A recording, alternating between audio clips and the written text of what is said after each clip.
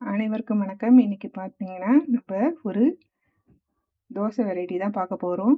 நம்ம ஆந்திரா ஸ்பெஷலா நம்ம பெசரட்டு கேள்விப்பட்டிருப்போம். அத நம்ம பச்சை பயிரை ஊற வச்சு, நல்லா அரைச்சி செய்வோம். இத நம்ம முன்னாடியே பச்சை பயிரெல்லாம் அது கூட சில இன்கிரீடியன்ட்ஸ்லாம் சேர்த்து நம்ம வீட்லயே இன்ஸ்டன்ட்டா இந்த மாவை நான் ரெடி பண்ணி வச்சிருக்கேன். இந்த மாவுலேருந்து இதுக்கு தேவையான பொருள் பார்த்தீங்கன்னா, உப்பு, தண்ணி, அதுக்கப்புறம் பார்த்தீங்கன்னா இந்த மாவுலேருந்து நான் இப்போது 2 கப்பு எடுத்து இந்த கிண்ணத்தில் ஆட் பண்ணிக்கிறேன்.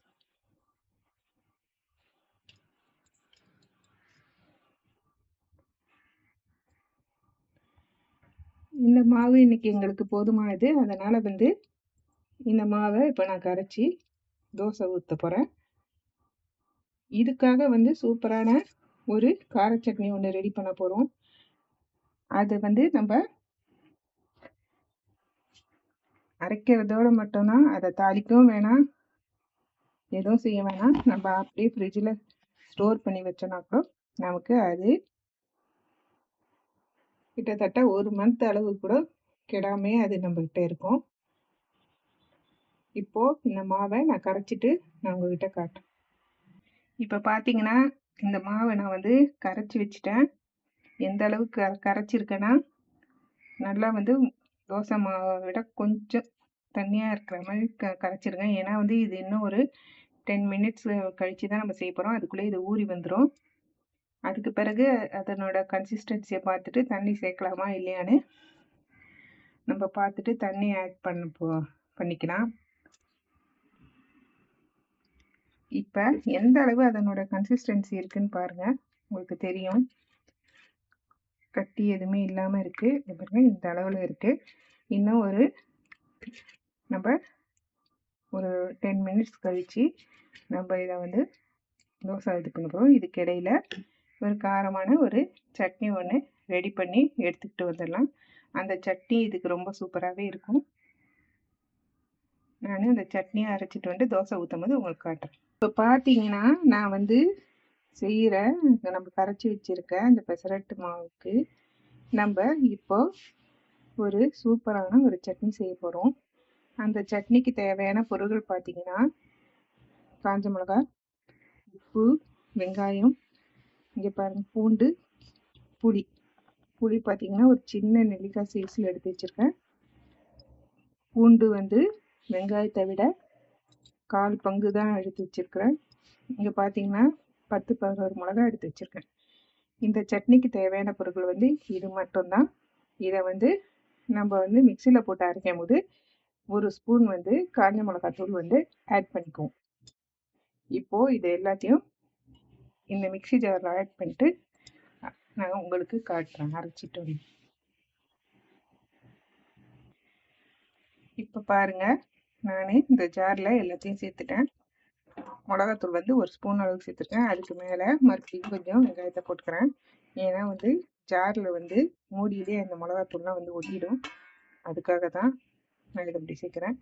இப்போது இது எல்லாத்தையும் நான் அரைச்சிட்டு உங்களுக்கு இந்த சட்னியை காட்டுறேன் பாருங்கள். இப்போ பாருங்கள், நம்ம இன்ஸ்டன்ட் பெசரட்டு தோசைக்கான சட்னி சூப்பராக ரெடி ஆயிடுச்சு. கார சட்னி. இதை நம்ம தாளிக்கவும் வேண்டாம், ஒன்றும் செய்ய வேண்டாம். நம்ம அப்படியே எடுத்து வச்சு நம்ம அதில் நல்லெண்ணெய் சேர்த்து இல்லை நெய் சேர்த்தோ நம்ம லைட்டாக மிக்ஸ் பண்ணி சாப்பிட்லாம். காரமாக நல்லா சாப்பிடணுன்றவங்க எண்ணெய் சேர்க்காமலும் சாப்பிட்லாம். இதை ரொம்ப நாளைக்கு நம்ம ஃப்ரிட்ஜ்லேயும் நம்ம ஒரு பாக்ஸில் போட்டு வச்சா இது கெட்டு போகாமே இருக்கும். நம்ம அவசரத்துக்கு வெளியே போயிட்டு சட்னி அரைக்க முடியலனால இதை எடுத்து வச்சு லைட்டாக எண்ணெய் சேர்த்து நம்ம சாப்பிட்டுக்க வேண்டியது. இதை தாளிக்கவும் வேணாம். இப்போது நம்ம இதை இந்த இன்ஸ்டன்ட் சட்னியை வேற ஒரு பாத்திரத்துக்கு எடுத்துக்கலாம். இதுக்கு பிறகு நம்ம தோசை ஊற்ற ஆரம்பிக்கலாம். இன்ஸ்டன்ட் பெசரட் தோசை எப்படி இருக்குன்னு நீங்களே பாருங்கள். இப்போ பார்த்தீங்கன்னா, அடுப்பில் தோசைக்கல் வச்சு ஹீட் ஆகிடுச்சு. இப்போ நம்ம அடுப்பில் வந்து தோசை ஊற்ற போகிறோம். இது பாருங்கள் எவ்வளோ சூப்பராக தோசை வரும்னு பாருங்கள்.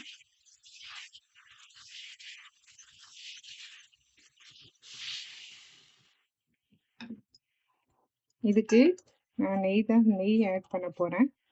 நல்லெண்ணெயும் நம்ம சேர்த்துக்கலாம்.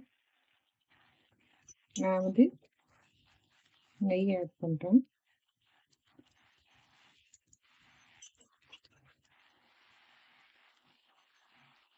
தோசை வந்து நல்லா கிறிஸ்பாகவே வரும். தோசை நல்லா வேகட்டும், நான் அப்புறம் உங்களுக்கு காட்டுறேன்.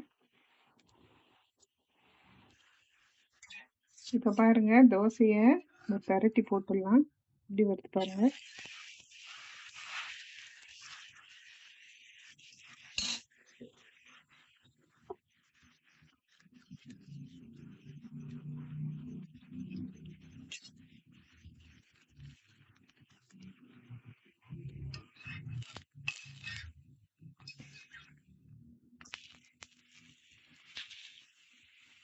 தோசையை வந்து பரட்டி போடாம கூட நம்ம எடுத்துக்கலாம். அடுத்த தோசை ஊற்றுற பாருங்க.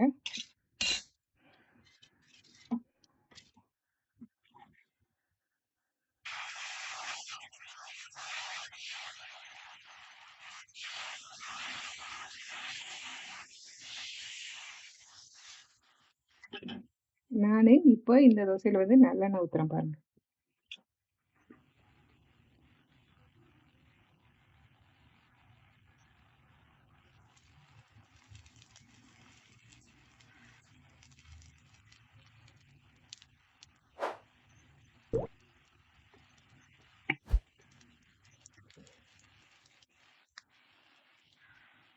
இது வேகட்டும். இந்த தோசையில வந்து நீங்க ஃப்ரெஷ்ஷா அரைக்கிற மாவுக்கும் இந்த மாவுக்கும் எந்த வித்தியாசமும் தெரியாது.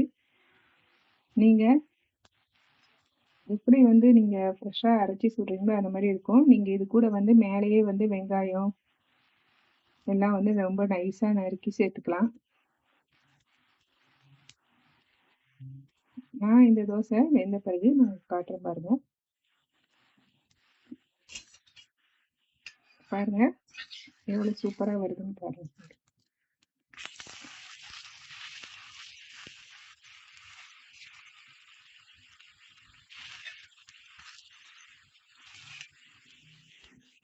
இது நல்லா கிறிஸ்பியா இருக்கும்.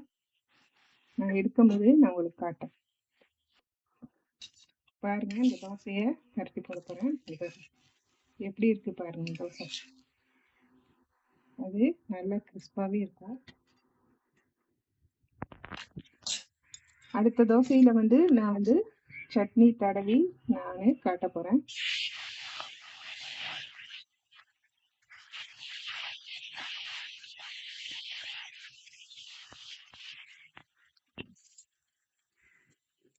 இதுல நல்லா ஆயிலோ இல்லை கீயோ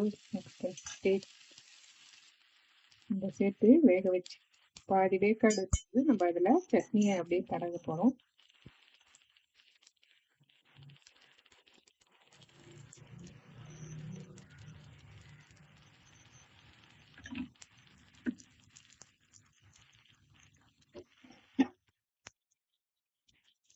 பாருங்க, இதுதான் லைட்டாக தடவுனா போதும். இது ரொம்ப காரமாக இருக்கும். இந்த மாதிரி நம்ம தடவும் போது வந்து நம்ம சட்னி வந்து தொட தேவையில்ல, அப்படியே பிச்சு நம்ம சாப்பிடலாம்.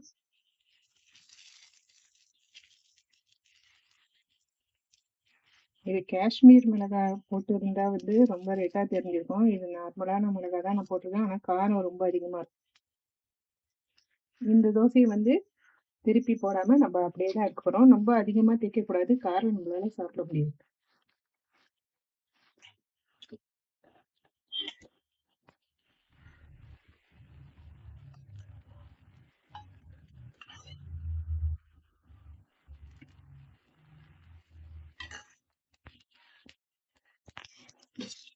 பாருங்க, தோசையை அழகா அப்படியே பரட்டி போடலாம்.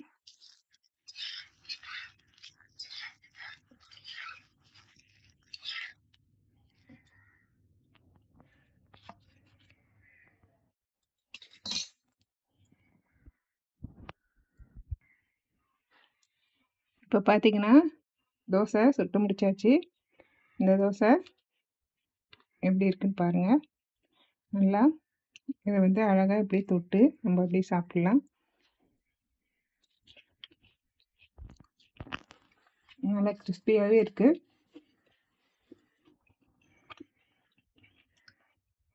இந்த கார சட்னிக்கும் இந்த இன்ஸ்டன்ட் பெசரட்டுக்கும் ரொம்ப டேஸ்டாகவே இருக்குது. நீங்களும் இதே மாதிரி வீட்டில் வந்து இன்ஸ்டண்ட்டாக வந்து மாவு ரெடி பண்ணிவிடுங்க. ரெடி பண்ணிவிட்டு நீங்கள் உங்கள் வீட்டில் இட்லி மாவு இல்லாதப்போ இந்த மாவை கரைச்சி இதே மாதிரி சட்னி அரைச்சி செஞ்சு சாப்பிட்டு பாருங்கள்.